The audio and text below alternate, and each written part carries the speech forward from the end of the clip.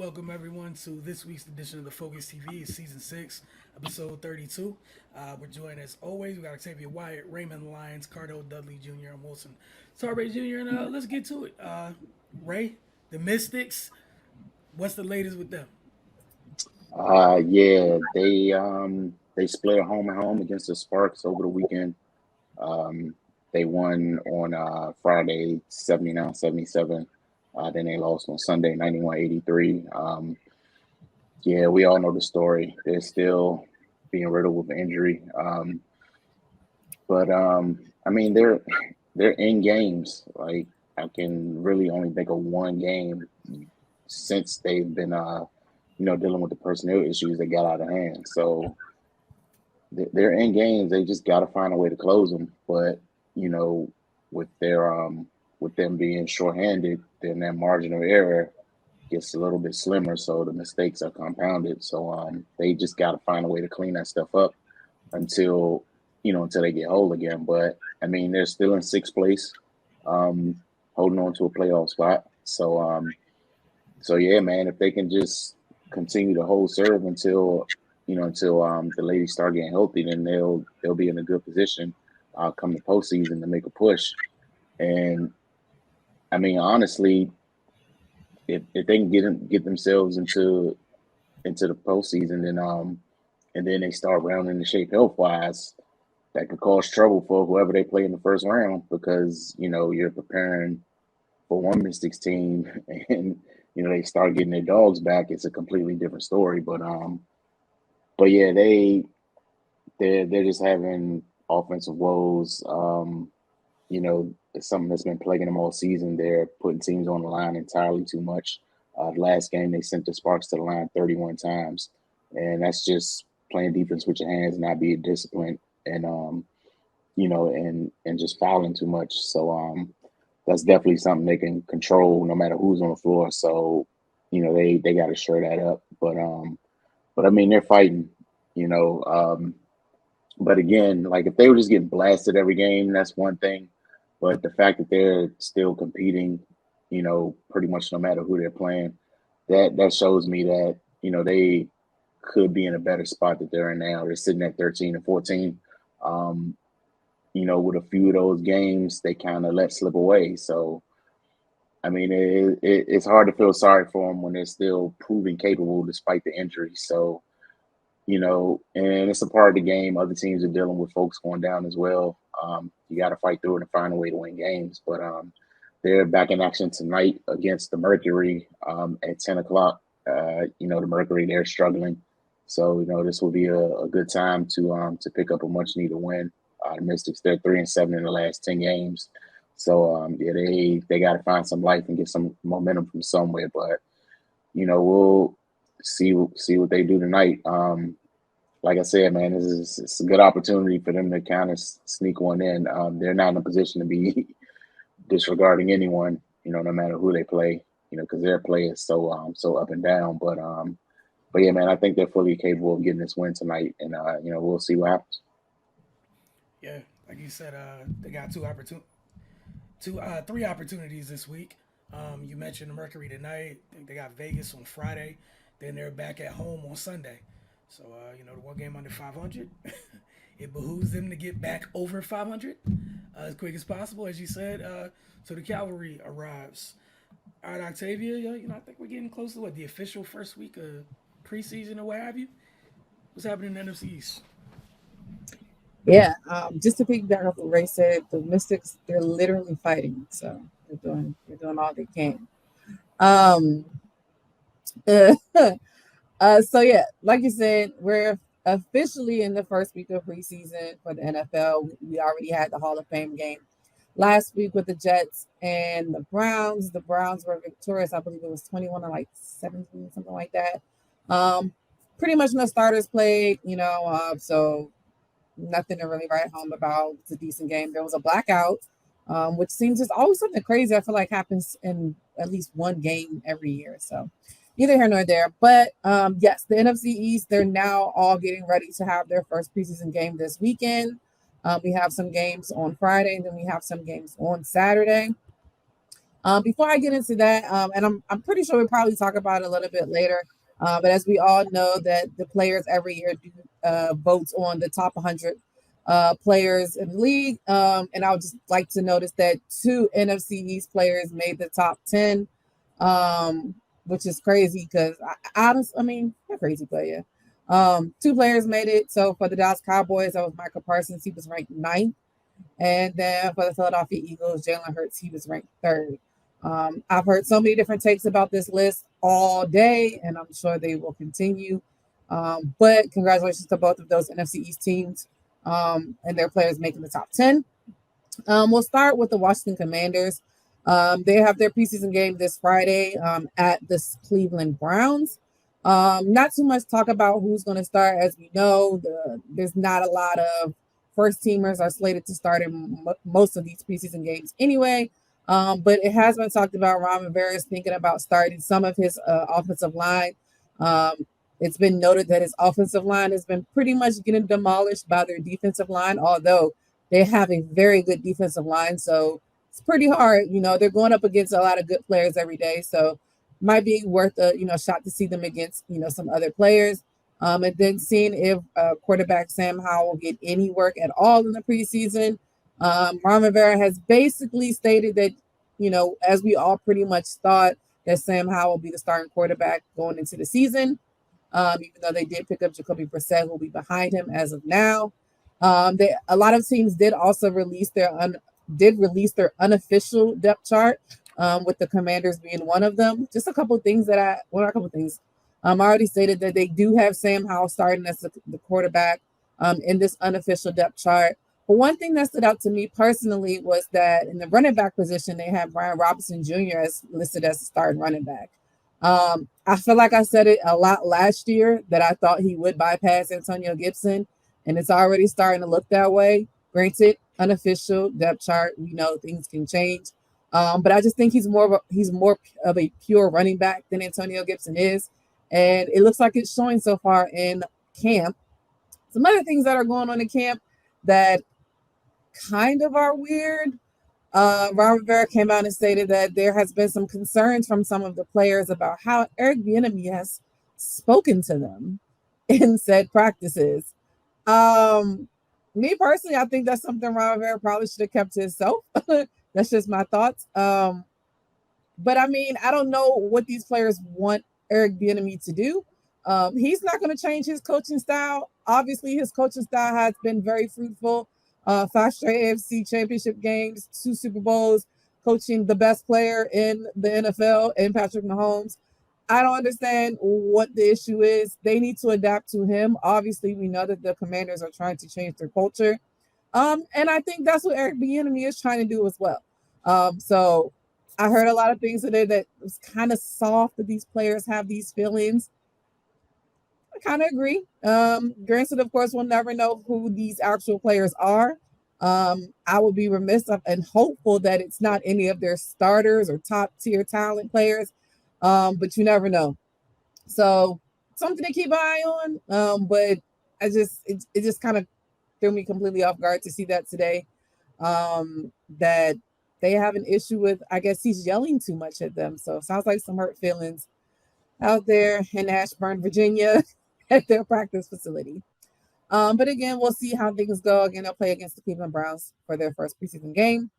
Moving on to the Dallas Cowboys, their first preseason game will be the 12th, which is also this Saturday.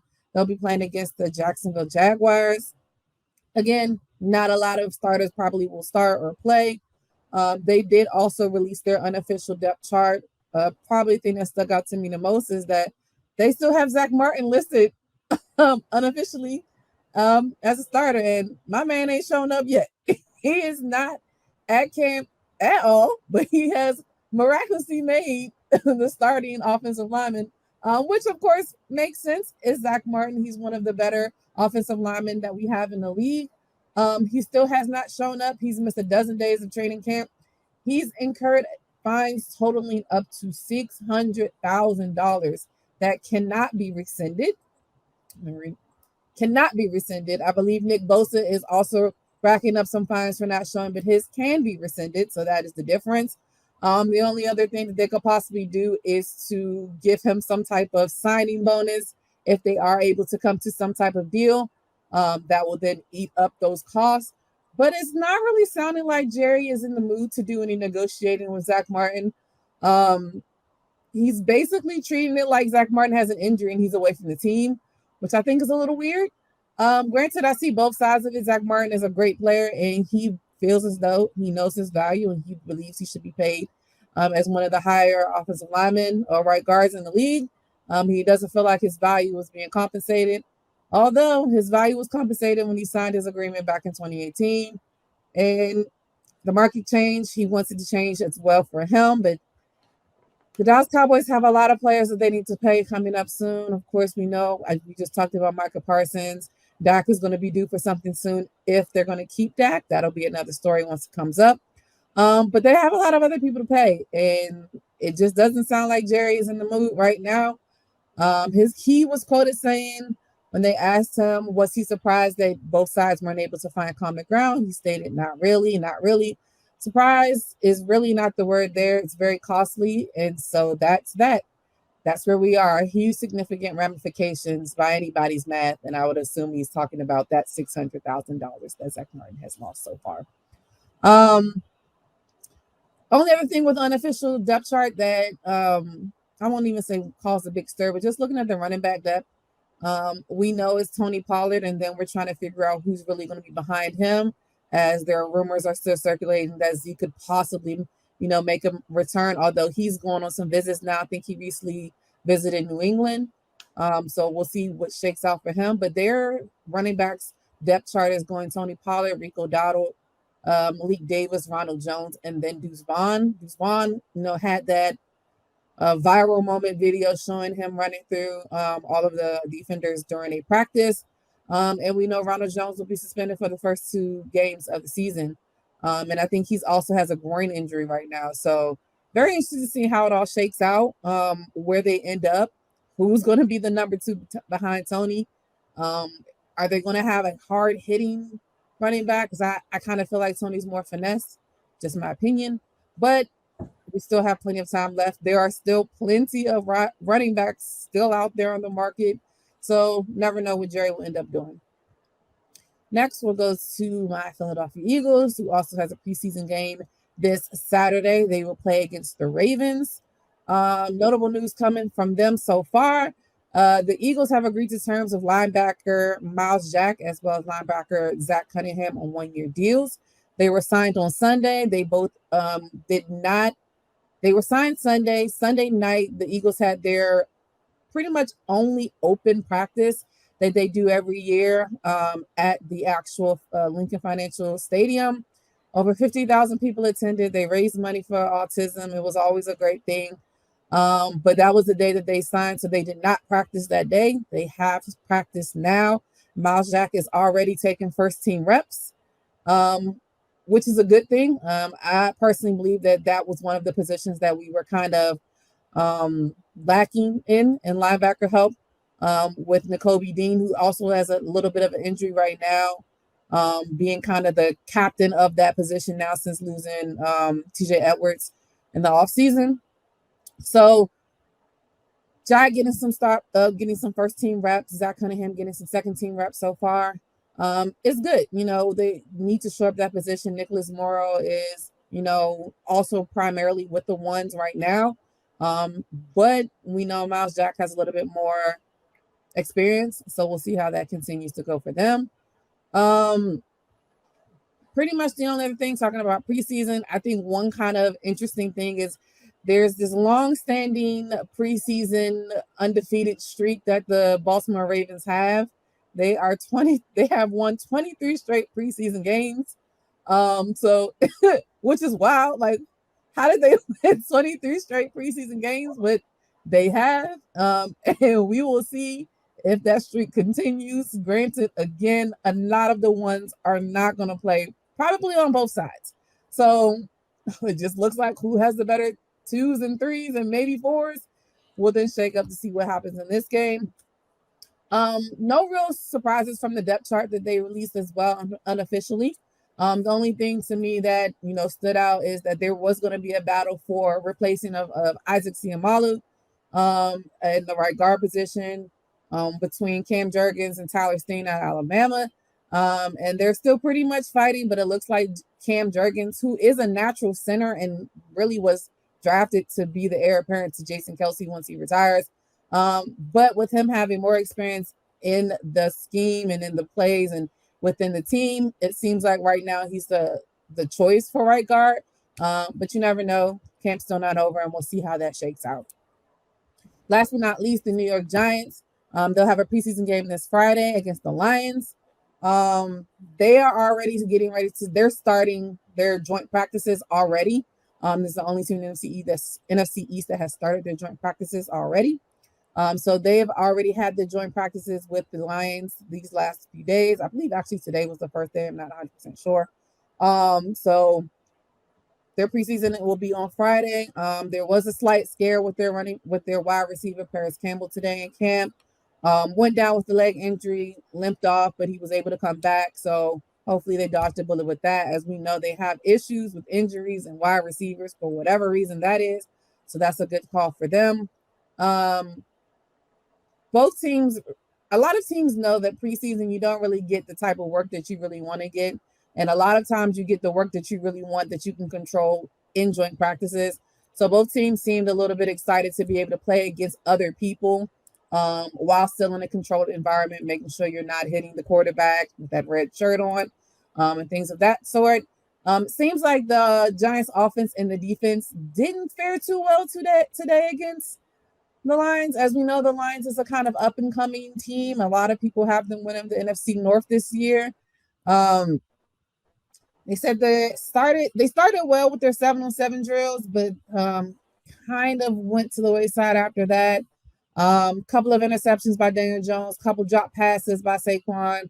I believe they said Darren Waller as well. As near interception that CJ Gardner-Johnson dropped, and there would be a would-be sack with Aiden Hutchinson against Daniel Jones. So it looks like they do still have some things they need to iron out. Of course, it is the first joint practice against another team. So you're really trying to figure out how your plays and how your schemes are going to work against people who don't already know them. So we'll see how that goes. But I'm just excited that we're closer and closer and closer to actual games. Preseason is cool and all. I'm hoping it goes pretty fast as I'm ready for actual games. And I can say here that I have officially bought a ticket to a game this year. Super excited to go to Philadelphia and watch. Yeah, I'm going to Philadelphia for a game this year, Okay, guys. that's cool. I thought you was going to FedEx. Like, don't do that to yourself. Yeah, I almost did. So, like, my best friend, she was like, "We should go to a game," and I was like, "What?" I never have female friends that want to go to games with me, so I don't go. So the fact that she said yes, I was like, "I'm buying the tickets now." She was like, I was like, "You want to go to Philly?" Yes. Okay, cool. So, but it will be against the Commanders, so that will still be fun. So just looking forward to a great season. Yeah. I've been laughing all day at the Commander stuff with the enemy. Like, and Ron Rivera, don't look now, but like his title is OC/associate head coach. Like the giggling and all that is cool. We'll see how things work out for you, buddy. Also, like, you've been bad forever, like for a while. Someone's too intense in the building.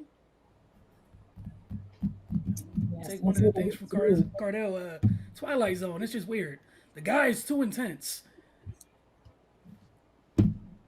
Well, you know they throw labels on brothers, man. You know, they getting people ass, man. So, you know, But yeah, again, like many sets of feet need to be in here. Like, white. I'm just saying, white coaches.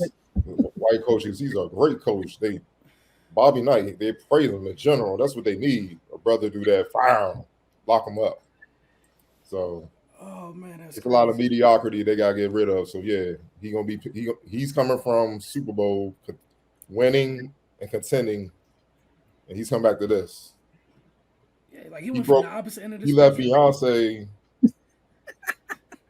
Oh my and went with a chick at the Rose Bowl at the stadium, something like. You know, I'm just saying. I'm just calling it like it is. You know, it's gonna be And a I lot of will, headaches. It ain't, and I will say I did go see Beyonce at FedEx. most people I've ever seen at FedEx in my entire life. Saw some of the Just so pictures that. on Twitter, It and was I was it was triggered. Like crazy. that is. I didn't know that many people fit in there. Interesting. Me neither. Hmm. It was horrible. Like I think that the police plan better, or they're able to take care of more, traffic getting into for the games, for the concert. Oh, all that went out the window. I had to walk a mile and a half to the stadium. Yeah, it was that bad. In the And I rain. went Saturday. Oh, you I'm went sure it was Saturday. worse than Okay. Sunday. At least you went Saturday. And lastly, for football fans, because some of y'all been getting triggered all day, teams are having fun with putting ore on these depth charts. Y'all all need to go outside and touch grass. In a couple of weeks, we'll figure out who's where. But a lot of teams are enjoying putting ore on the depth chart, and y'all clearly don't know how to handle the word ore. We're gonna take our first break. When we get back, some DC United. Then Cardell's gonna update us on the Kenner League, some all Kenner League teams. Can't wait to see who made what team and from which team. So stay with us. We're taking our first break. You're watching the Fogies TV. We shall return shortly.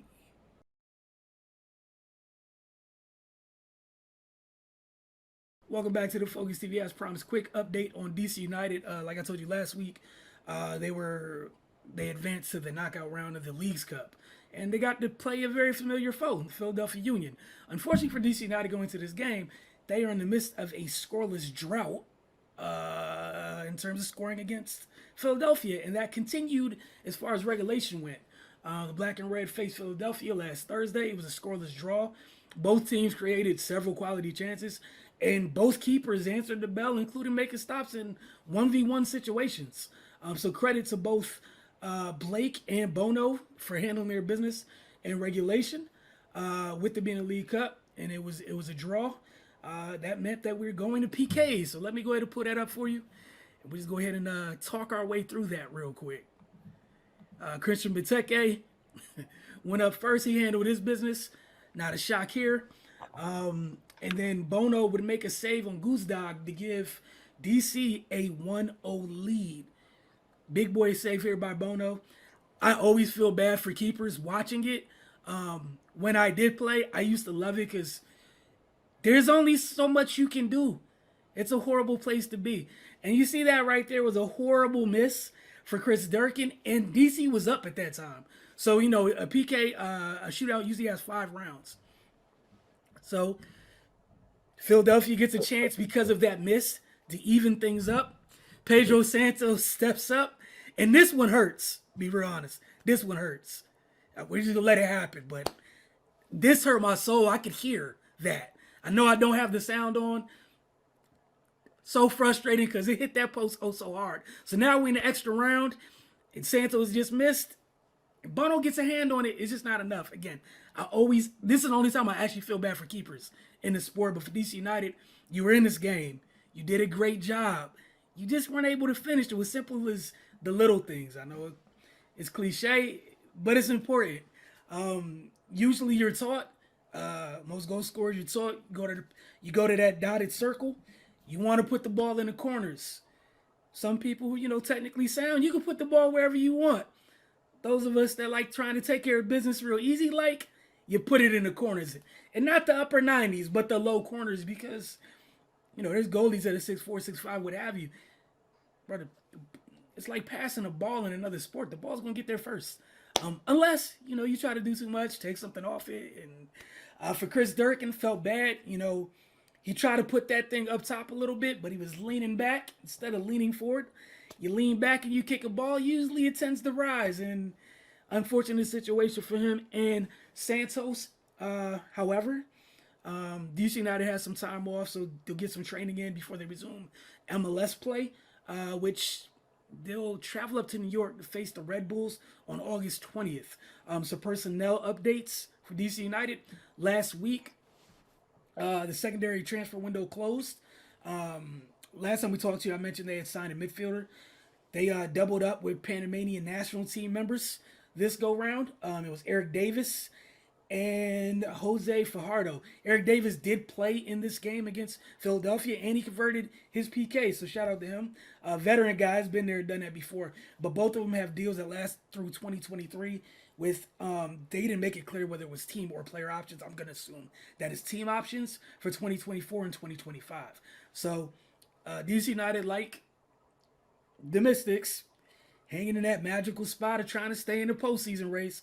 Both of them are above that imaginary line, and raising to update you guys every week on how the Mystics fare in terms of staying in the postseason.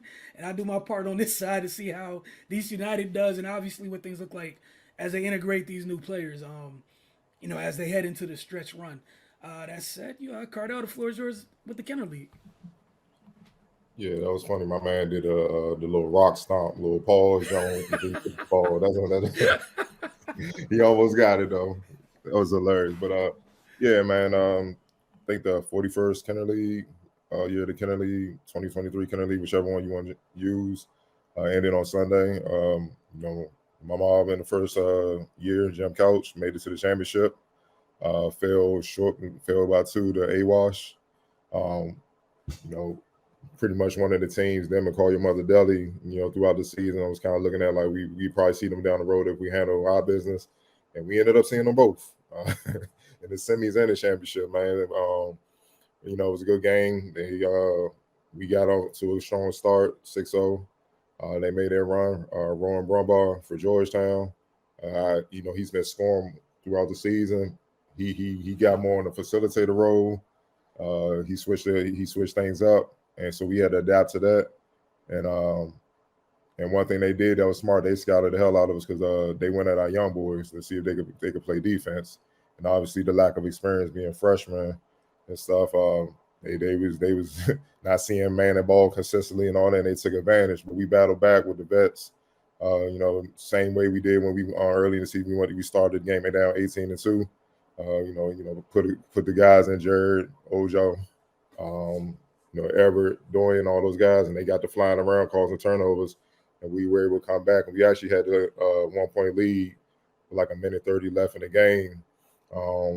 But a couple bad shots led to some, fast break points, and they ended up being a 69-67. Brumbaugh was elected MVP, man, but to make it that far in your first year is unheard of, you know what I'm saying? So we got a lot of love, which is unheard of from DMV basketball community through social media, text calls, all that, man. So a lot of respect came not just our way, but the players' way. You know what I'm saying? A lot of guys, which a lot of people call themselves basketball people, didn't know these guys, even though they're homegrown talent. And did work, high school, college, all conference players getting ready for the pros. But they know who they are now, and that's the main thing, man. So it's just a matter of seeing where I know most of our team are college guys, but we got a couple guys, competing for big time spots in the league and G League and overseas, man. So it'd be fun to see where everybody's settled. That's the main thing, man. Like getting these guys better for having played with us instead of just throwing the team together, taking a couple pictures and rolling off that. Ain't nobody got time for that. You know what I'm saying? We're not living for that. We really trying to help players, grow. And that's the main thing. But the beautiful thing about being in the trenches, so to speak, is you get to see a lot of guys up close. You got game plan for them. And you look at it from a different perspective than just calling the game and just letting it unfold because you plan it ahead of time, and then you have to adapt to what you see in real time.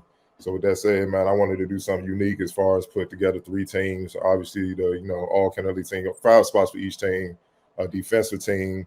I'm tired of defensive end not getting highlighted, and most of the names I point out are, it's no coincidence that on the defensive team, their teams made it far in the playoffs and the championship. Go figure. And then, I want to highlight the youngest. This summer was different as far as this is probably the best summer in a long time where I saw a lot of youngins play, like high school guys hop in, freshmen, fresh out of high school, come in and really test themselves against pros and all that, man. You know what I'm saying? To see how really good they are, which is, when I was coming up, that was the thing. You wanted to get on the court with the older guys to really see if you were really that good because, they were advanced in many ways, even if it's just smarts, you know what I mean? And a lot of youngins showed their talent, but they also showed how young they were at times, man. You know what I'm saying? Showed they need to grow, but they will only get better from that. That's the whole point, man. So without further delay, I'm gonna start with the All Canada League team. I'm gonna go with start off with AJ Wilson. He plays professionally for the Basketball Africa League, which is the NBA ran African League. You're gonna see more and more players coming from that getting drafted, impacting NBA rosters and G League rosters in years to come. With the NBA behind it, man. It's a well-ran league, very competitive, and AJ made the decision to go over there last year, and he came back better, man. He's always been a high motor, super athletic, Swiss Army knife type of guy. Not really a one-on-one player as far as breaking you down, scoring. He kind of relied on scoring off of hustle plays, running the transition, steals, blocks, offensive rebounds and whatnot, man. But he came back this summer hitting threes, breaking dudes down off the bounce, as well as doing everything I just mentioned, man. He played for Clydes. Every time I saw his game, man, it was like 25, 9, 7 blocks and 4 steals. It was child's play. Like, he was destroying everybody, man. And it was fun to watch. Next is a guy from my team, Ismail Masad, transfer from Georgetown. He played on the Kansas State team with the kid Marquise Noel. They were like the darlings of the NCAA tournament, and Masai was hitting big shots. Obviously, watching him throughout last year in Kansas State, I knew he could shoot because he had big shots to help them advance in the tournament and whatnot. But this summer, he had a lot more to the game than I expected, man. He's actually a point forward. He's about 6'8", 6'9", can handle the rock, can pass it, and he can shoot it from anywhere on the court. Like, his range, like, he's put, I call him logo-ish because he was really doing that in games, just pulling up by the logo and lighting dudes up all year, man. And I would push him personally, like, get tough and get more rebounds, man, because that's what's gonna get you real good looks in the league. Combined with your offensive skill set and your size, man. He started doing that, and he's the biggest reason we went to the championship because they just couldn't guard. It's tough to get in the basket and try to stay with him and hit the ball. And it's like you set him up to get the ball to hit threes. He off the bounce. So it's like guard time, it's not Steph Curry or something like that. Whereas those bigs on the island, they're not used to that. And he 2 dribble pull-ups from 30 feet and hitting them. You see what I'm saying? All throughout Kennedy League play. That's a matchup nightmare, man. Then on top of that, he can go to the post, the mid-post, hit turnarounds, pass. He's offensive wizard, man. He got all the tools, and that's something that I was thoroughly impressed with, man. So, got to give him a shout out, man. He's a big reason why we made it to the championship. Obviously, I brought up Rowan Brumbaugh. He's my MVP of the Kennedy League, hands down. Led his team to the championship. Smart as hell, athletic, tough, real tough. Can also score, shoot the ball. He's better shooting the ball, spotting up than he is off the bounce, but he's very crafty off the bounce, man. He pros, he takes his time, he's smart, and the thing I love about him, he's competitive as hell, man. Like, he hit a 3 in front of our bench and blew a kiss at us, man. Everybody got mad. I was like, well, I like that shit, man. You know what I'm saying? It ain't bothering me. Like, stop it. You know what I'm saying? So Ojo started picking him up full court, making him work. And Ojo actually guarded him full court and drew a charge on him. And they had a conversation in front of us, and he was like, yo, how old are you, dude? He was like, well, I'm 41. He was like, what? Oh, hell no, you know what I'm saying? But it was fun seeing. I'm like, yeah, you keep playing to take care of yourself, you can still do it at 41. You know what I mean? But that kid, he's gonna be huge for Georgetown, man. He's motivated. He's a transfer as well, man. With his toughness and the way he can switch from scorer to being a traditional point guard, that's just an element Georgetown haven't had in a long time, man. About 6'3", 6'4" as well. So, I know he's going to do work this season with the Hoyas, man. Supreme Cook, Lord, man. Oof, Georgetown, another Georgetown transfer, played for On Point. Man, listen, man, that's a grown man right there. I call him a Moses Malone Jr., man. Like, he got that same motor, that same relentless style of play, about 6'9", and I have never been on a team or seen a team where the players came to me so much. It was like, man, who the hell is that dude? That dude's strong like a horse. Like, everybody on our team said that.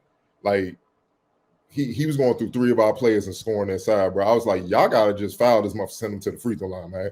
He going to beat us by himself. Like, y'all got to, man. Like, and he a grown man, man. He was, man, I ain't going to say I said the name, man. He went at our center so bad, and we subbed him out because it was just like, he was shook. It was just real. He couldn't do nothing with him. So we set him out to kind of so he can regain his composure. And the dude yelled out, he yelled at our bench like, "Nah, don't take his ass out. Leave him in here." It was funny, man. But I love that stuff, man. I was like, man. So we just started triple teaming him, and we got him enough where we held him enough and hit him enough where he would start missing. They wasn't calling every foul, obviously, and then when we did that, we was all to the races, and that's how we beat him, man. But he's a handful. Like that combination of him and Ish, oof. I mean, good luck in the Big East, man, because you got guard one that can light you up from the outside, and then whatever he misses, you got the bully down there, that just the dominant. And he's pretty much averaged damn near double-double throughout his college career. He's a transfer from Fairfield, but he's a Jersey kid.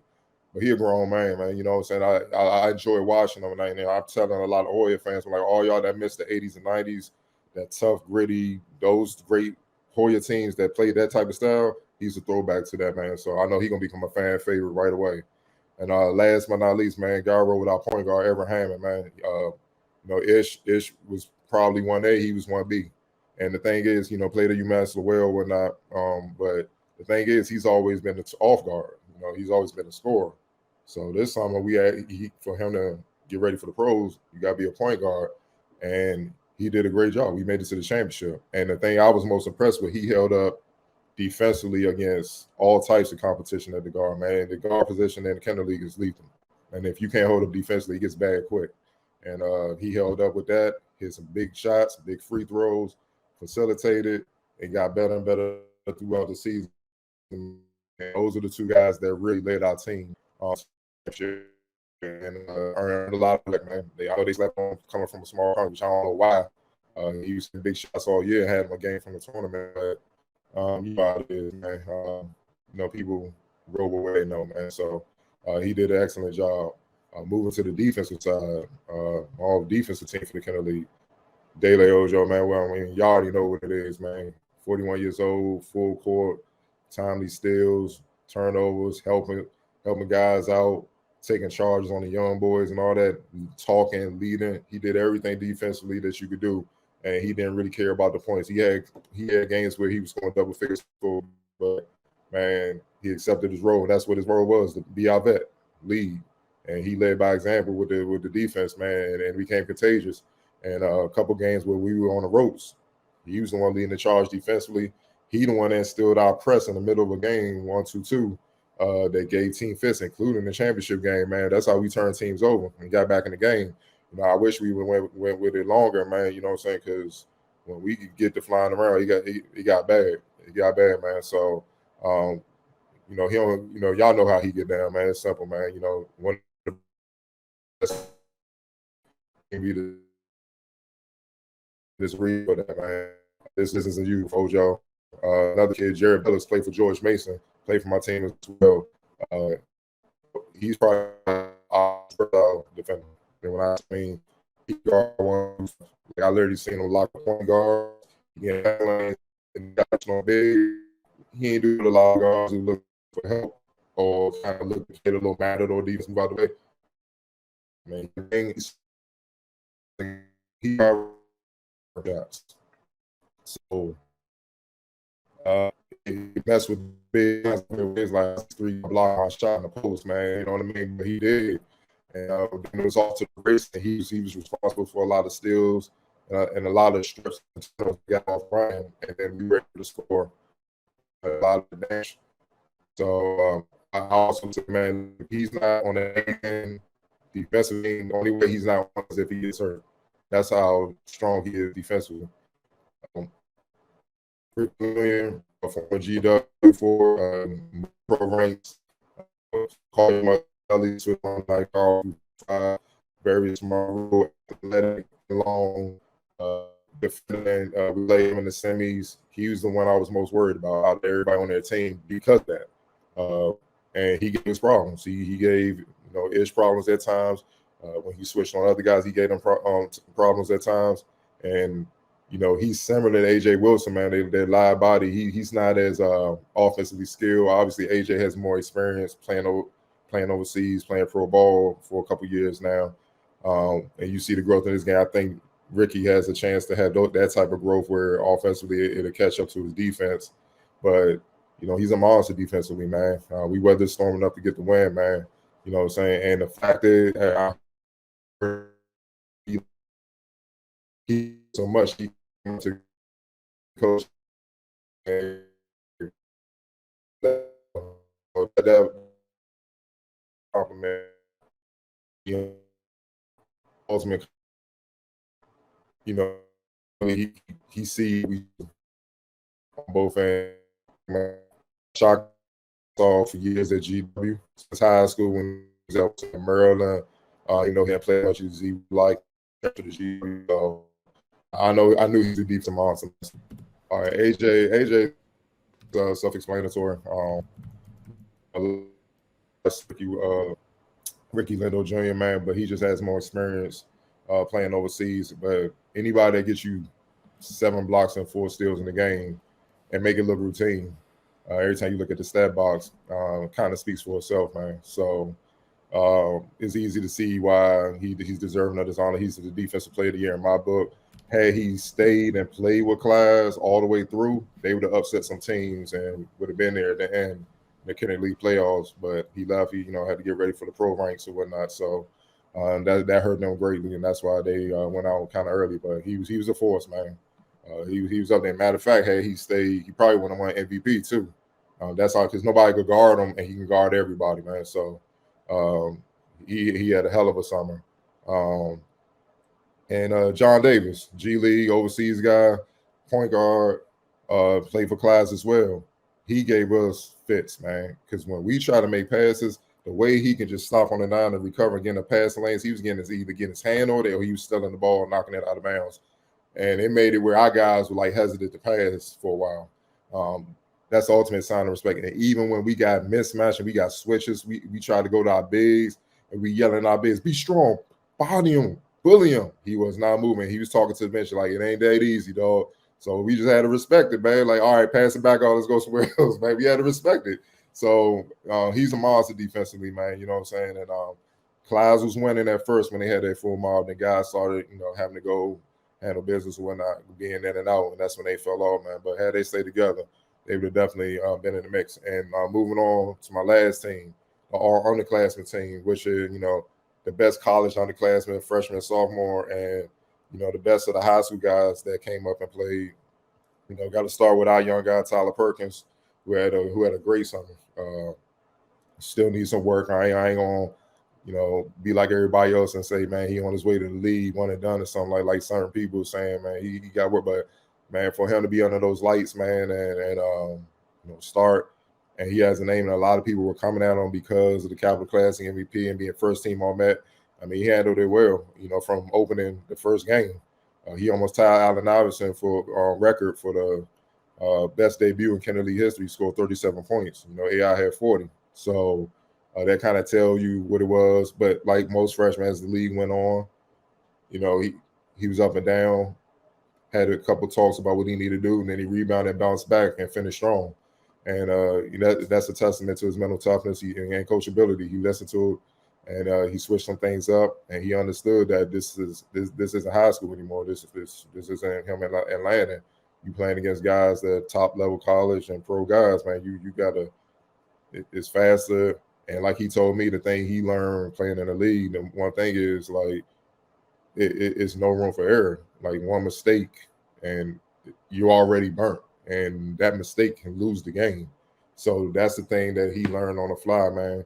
And once he put it all together, improve defensively, be more efficient scoring off the bounce. He likes to take a lot of dribbles, which is typical of a lot of high school guys. You're not going to get that many dribbles in a real college game or whatnot. Once he fine-tunes certain things, man, it's easy to see that he's going to be a monster, man. So, I'm looking forward to seeing how he grows once he go to Penn. Next up is Jamie Kaiser, 6'6" Maryland freshman, played for Call Your Mother Deli, sniper. Just a really smart, cerebral player, man, knows how to get his shots where he's most effective. Obviously has a lot of size and also does little things well, man. You know what I'm saying? If he misses a couple shots or whatnot, he'll start crashing the glass, get offensive putbacks. I think people don't realize those offensive putbacks, those points add up, and they deflate teams.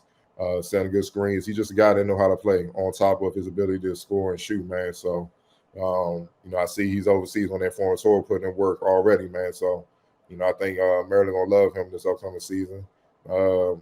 Bryson Tucker, 6'6" guard, call your mother Deli, one of the top players in the country in high school. He's special, man. Ain't no they know who he was when watching him in Kennedy League. You thought he was a college guy or a pro guy already. But the way he scores is pro level already, man. The way with the turnarounds, understanding how to take your time, get to your spots, being crafty around the basket, using both hands, hooks, being able to stretch out to NBA range, also being athletic enough to put dudes in the basket as well. You know what I mean? He's a total package, man. If he keep a level head, just continue to work, man.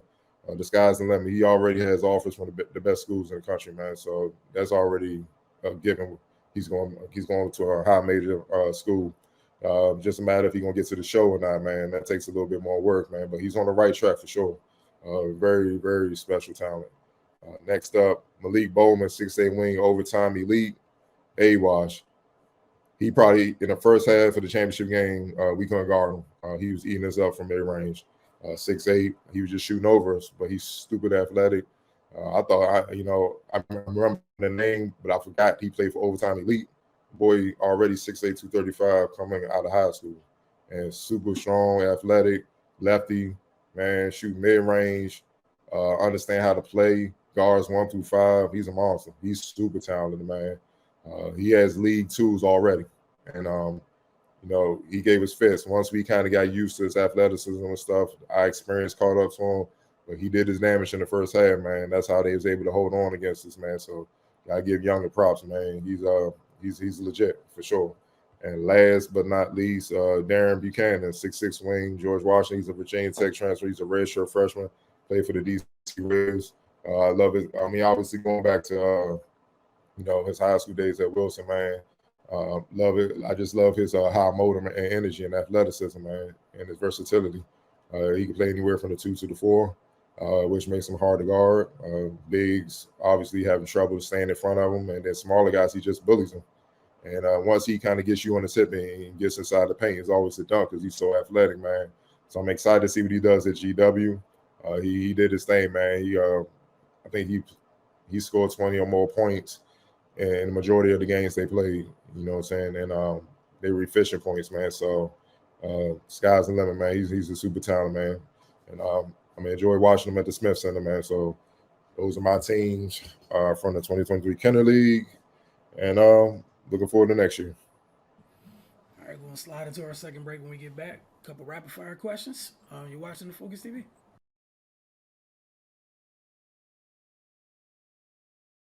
Welcome back to the Focus TV. Cardell, rapid fire, what you got for us this week? Yeah, man, we're going to start on baseball side. Got to talk about this situation.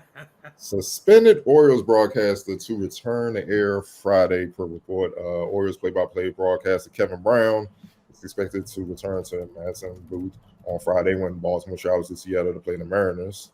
Brown was reportedly suspended by the team for comments he made in the final game of a series versus the Tampa Bay Devil Rays, where he mentioned how the team was 3-2 this season at Tampa Bay after going 3-15 in Tropicana Field from 2020 to 2022. Orioles chairman and CEO John Angelos, son of majority owner Peter Angelos, reportedly took offense to those comments, leading to Brown being suspended for over a week. As wanted to talk to my fellow media brass about this. We're in a different age. Our job is to be objective and tell it like it is. Tell them exactly what's going on. That's the number one rule. So Octavio, what's with the suspension then?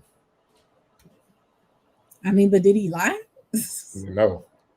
I don't understand. It just sounds like he just said when anybody could go Google and find out the exact same thing. Yeah, it was a little extra. I was like, I really didn't believe it was true at first. I remember reading the article and I was like, this ain't really happened. And I was like, oh, wow. It's like, I guess they feel like, because like the Orioles are winning right now, they're like, all we want to talk about is winning. That's it. We'll talk about what happened last year, the year before.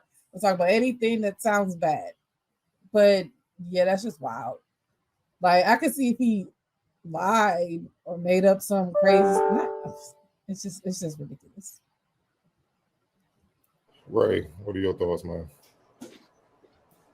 Yeah, like because I saw it coming down my Twitter feed and it said broadcaster suspended, I immediately thought said something racial. But then I read, I was like, so he got suspended for, like Octavia said, just telling the truth. Like, and it wasn't even like derogatory or nothing like that. He simply stated the record. Like, so yeah, that's crazy, man. Like, and you gotta wonder what that does to people in those positions. Like, what can I say? Like, he wasn't even critical. He just literally said what happened. So yeah, that's wild, man. It's got to be some type of layer of protection or something, man. Like, because that's crazy, man. You can't even say their record.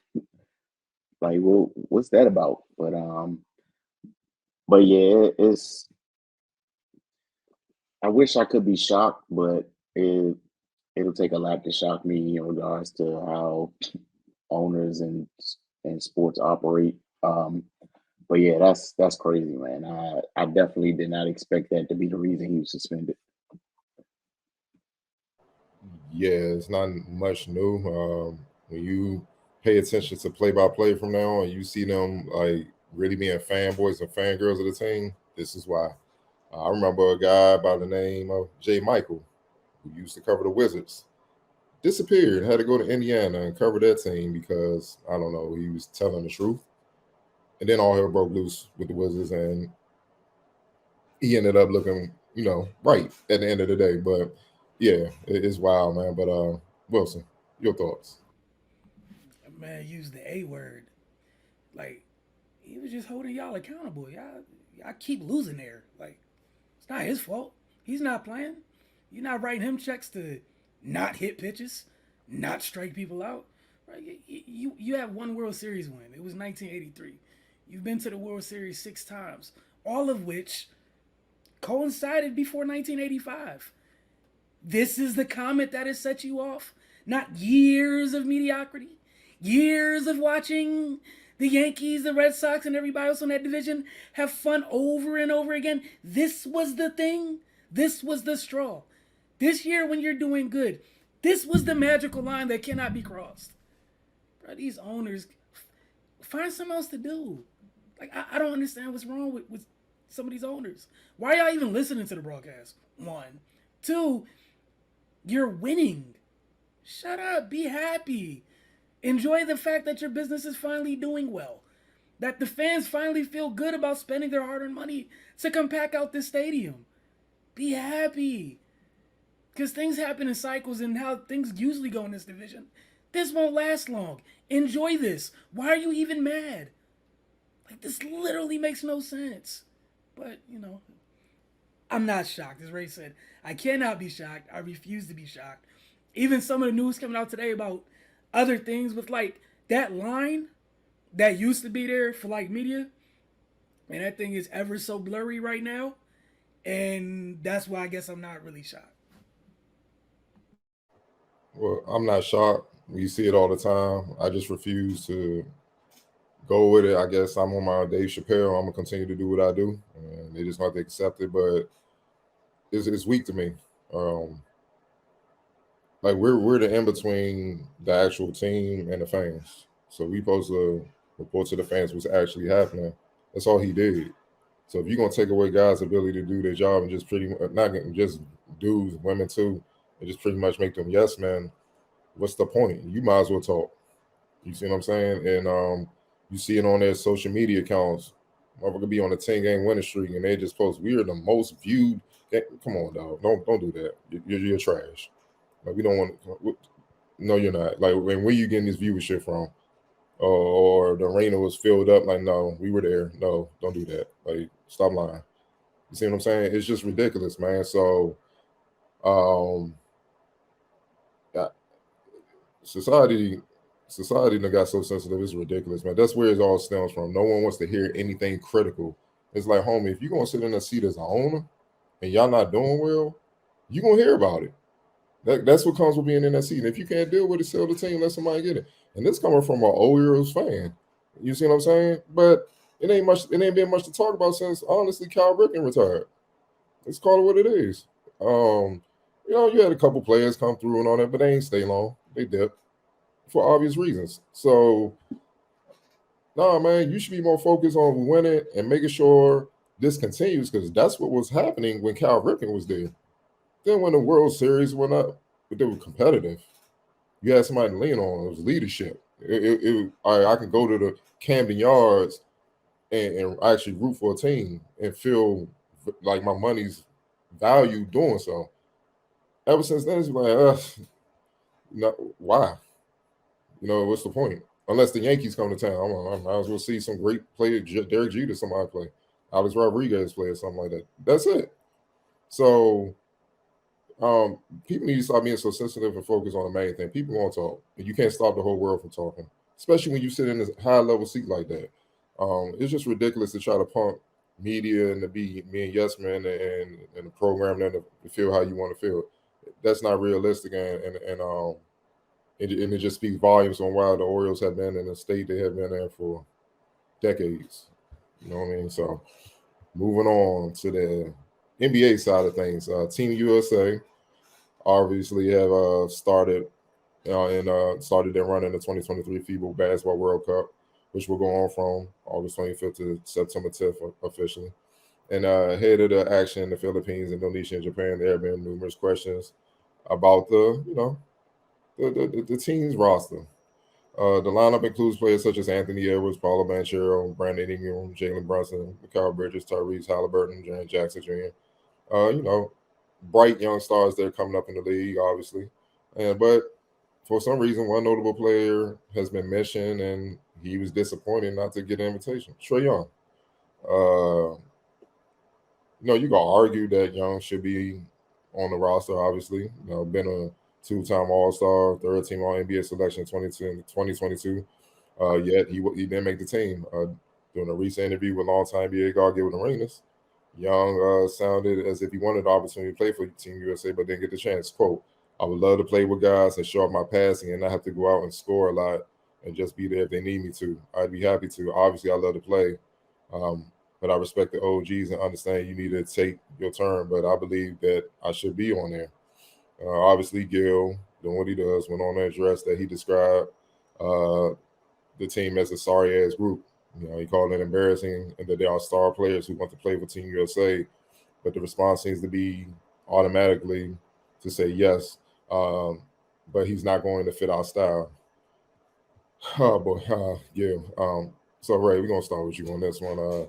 First of all, what are your thoughts? Do you feel Trae Young deserved to be on the team? And what are your thoughts on Gil's comments about calling the team sorry ass and that they catered that they I guess political with certain players not being on the team? I mean, it's definitely an argument for Trey to be on there.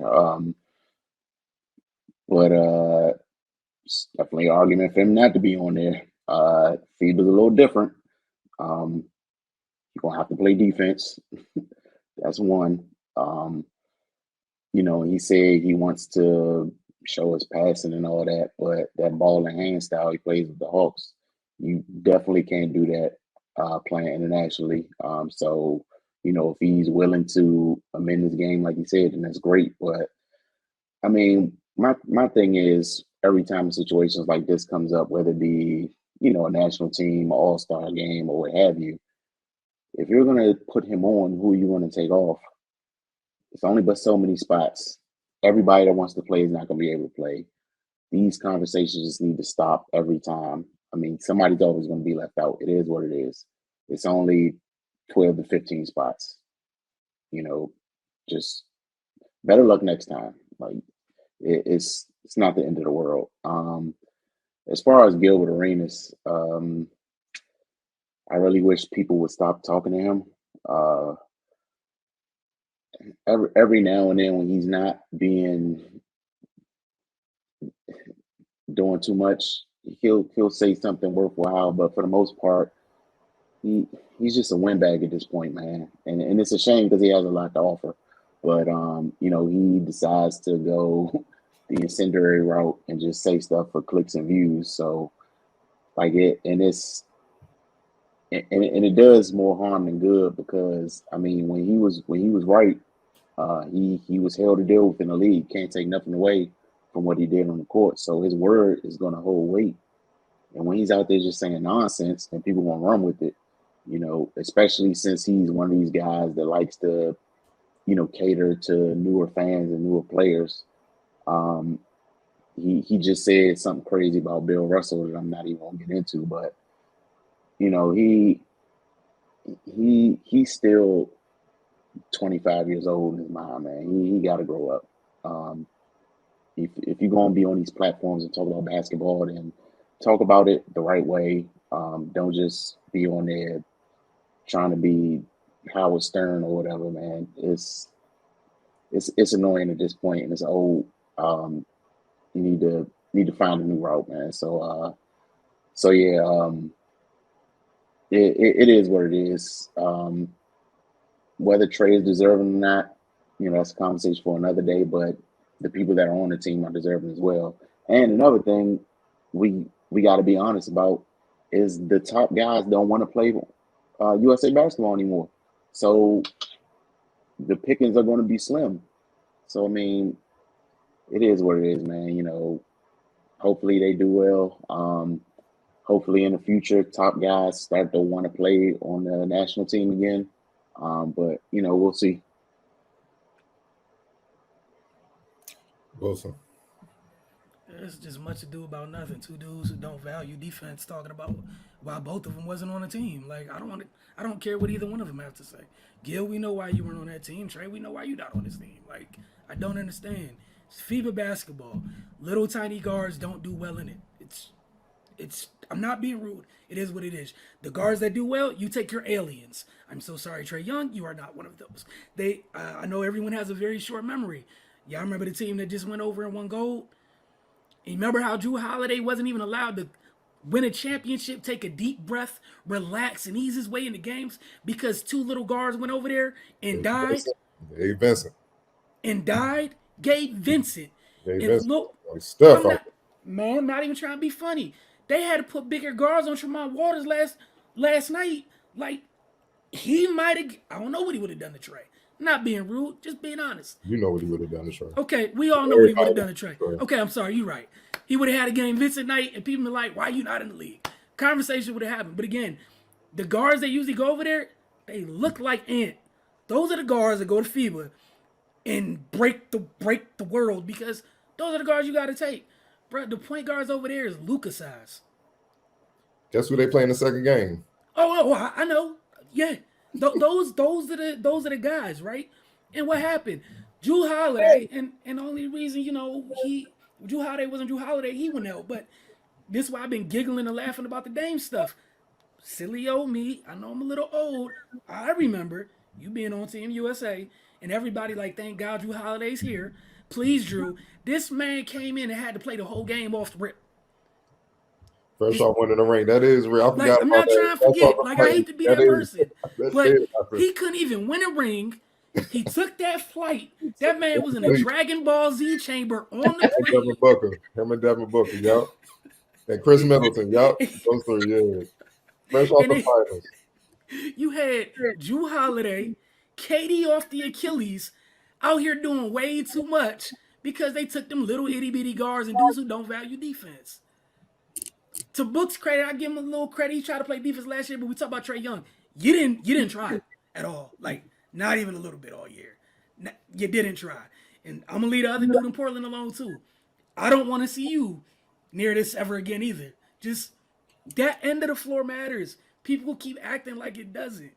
Every time that Team USA has had some issues, what happened? They take them little guards and bad things happen. They get beat on.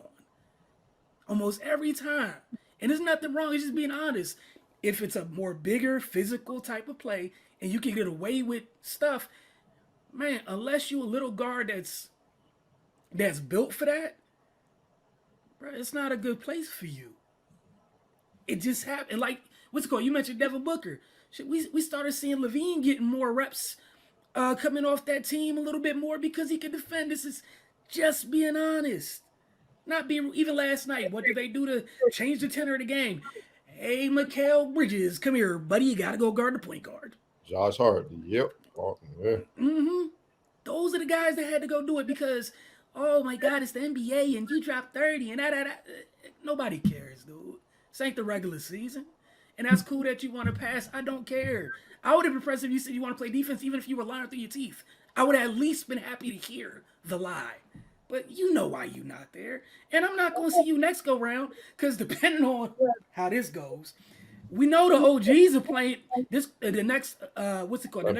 The Olympics. That's the last run for the OGs.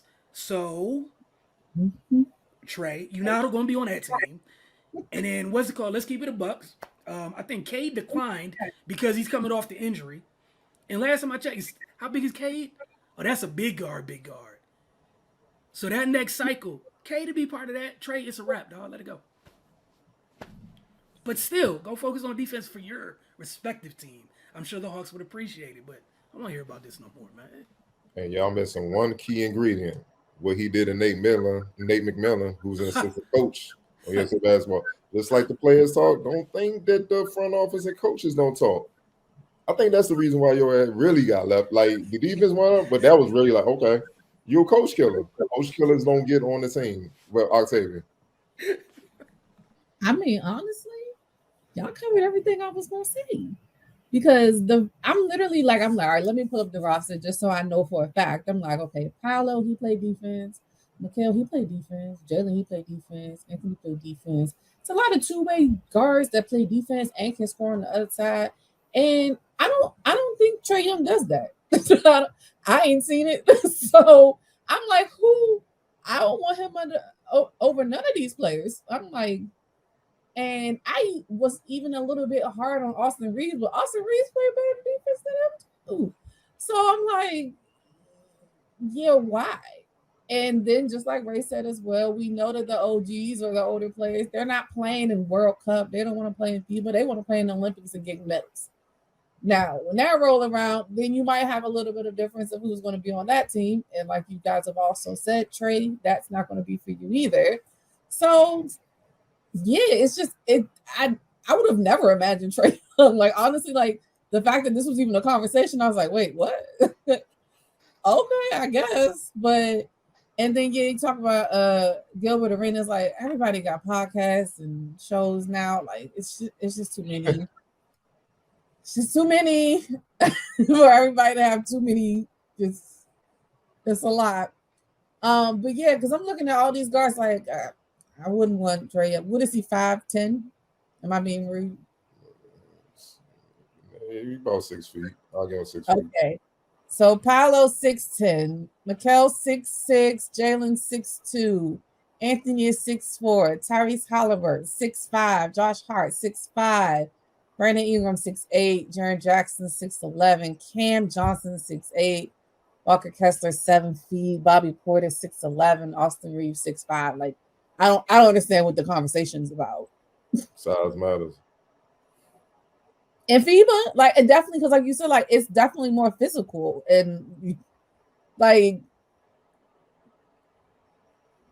I don't even understand how this was an argument. Like how he even fixed his mouth to say I should be on the team, and like you said, I would be hard pressed for him to tell me whose spot he should have. That's what he should have said. Whose spot should you take? Oh, you know they never go there. Let me know. Names, but whose spot is it, sir? Whose spot do you think that you deserve more than theirs? That's what I want to know. You don't want no trouble. ISO. Where's he at? I'm gonna come to you. Don't even worry about it, player. So yeah, I don't understand how this is even an argument, but good luck next time. I mean, you can try again, I guess. But like Wilson also said, you should probably focus on your team. Like I would take DeJounte Murray over him, his teammate. Like, come on. No thanks. Sorry. I mean, yeah, for me, it just goes to show you that what they think about you. I mean, like overall, the quality of play in the NBA compared to overseas, they understand what they're dealing with, and their guys are allowed to play real defense. That's when they get to talk about errors, man. They're beat up. I'm like, bro, a lot of y'all can't survive because y'all can't even deal with fever. Like it's just facts. Y'all can't even make plays. As soon as somebody get the hitting on you, get up in you, a lot of that stuff goes away. Like, and here's another example. Did James Harden played on US? He did play on USA early in his career when Yeah. he was on OKC and he was more engaged defensively. Then Tony Skin broke his soul and almost ended his career, and he said, "The hell with that," and he ain't been back since. See what I'm saying? Like that's that's it gets real, bro. You gotta play real basketball over there, and FIBA ain't catering to the look. We ain't with all that. Look, you gotta play basketball, and it's a real simple solution. Sure, get better defensively. Like, fine, you're small, you may not be able to bang in the post, bro. Be a pest on the ball on the perimeter. Get around screens. Get in the passing lanes. Like I remember 04 or what was that when AI and them lost? When LeBron and them were real young rookies and stuff, and they lost to Argentina. They ate AI and Marbury little asses up. And Marbury is a strong point guard, but he was never the most stout defender. And we know AI didn't play. He got in the pass lane, but he ain't play no defense. They tore them. Ginobili and them boys ate them boys up. And what people forget is Tim Duncan was on that team, and it's known Tim Duncan was so goddamn frustrated, dog. He was like, "Never again, man. Like this, I'm never again, dog. Never again." And you ain't see him again. He just took it out on them in the NBA. I'm gonna keep winning rings because this some bullshit. Because he used to the Spurs. They got it in. They strapped, dog. You see what I'm saying? So that ain't happened in '08 when Kobe and Chris Paul and the boys, and Chris Paul's small, but he is a hell of a defender. They ain't happened when all those guys got on the team. They're like, oh, y'all gonna play defense. Ron, all y'all gonna play. Everybody, Melo, you even gonna play defense because we know you got your heart and ways. Your ass gonna play defense because this is the only way. And then they were motivated because they came off that embarrassment. We had to restore order. You see what I'm saying? Like, I don't know what's wrong with people where these NBA guys, like at any level where you think it's optional to play defense. If you're serious about winning, bro, you got to play that in, especially if you the star because you leading the way. You're leading the way. So Trey, you're determined to be a smaller Harden. How has that worked out for Harden? It's just self-explanatory, man. And you know Steve Kerr ain't going for that, bro. So you made Steph have to step it up defensively. Like, yo, you fool, bro. You gotta step it up. You gotta get in the weight room or something. Can't just leave it to Clay and Draymond all day. You gotta hold up. And what Steph do? Now you don't even hear about that no more. He up there sliding them and all that. It's just a matter of how bad you want it. It's a real simple solution. Get better defensively. It'll help your team win more games. Then they gotta take a look at you. Or you can listen to Gilbert Arenas, who continues to take personal agendas in the matters because he got bumped for doing the 08 team or the 12 team or whatever. No, the 08 team with Kobe and all those guys, D Wade and all those guys. He didn't make that team, and he was mad and salty at all that. But we all know USA knew all about the BS behind the scenes. He was doing the Wizards in the locker room. He was a head case, and he ain't playing no defense. So. Nah, you don't represent USA. Well, bro, it's just facts. So they're not dealing with that. So it's a choice about Trey. It only comes around every 4 years, so you can keep BSing all you want. You're gonna find yourself too old to even matter. So it's on him.